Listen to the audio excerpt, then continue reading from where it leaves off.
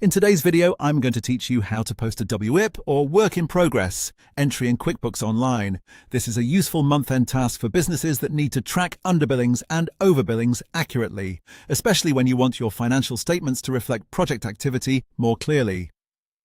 I'll walk you through the process in a simple, practical way so you can enter the adjustment correctly and also keep your job profitability reporting organized. To get started, go to the top left corner of QuickBooks Online and click the plus icon. This opens the Create menu where you can access different types of transactions and accounting entries. From there, select Journal Entry. This is the option you'll use to record your WIP adjustment manually. Once the journal entry screen opens, set the journal date to the last day of the month. That's important because WIP entries are typically recorded as month-end adjustments, helping your reports line up with the correct accounting period. Next, enter your debits and credits based on your WIP calculation. The exact entry depends on whether you're dealing with underbillings or overbillings. If you have underbillings, debit the costs in excess of billings asset account and credit the appropriate income or sales account. This records revenue that has been earned but not yet billed in full. If you have overbillings, do the opposite.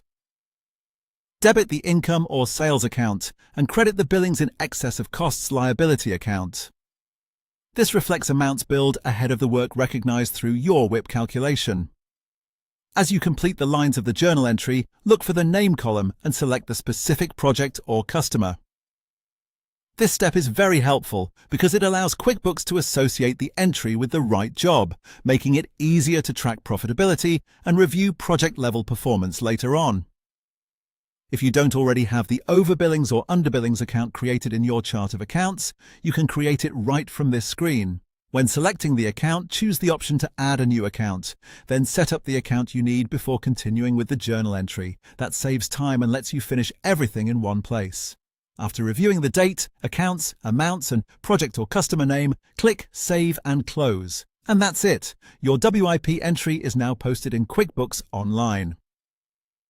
This is a straightforward process, but taking care with the account selection and month-end date will help keep your financials accurate and your project reporting more useful.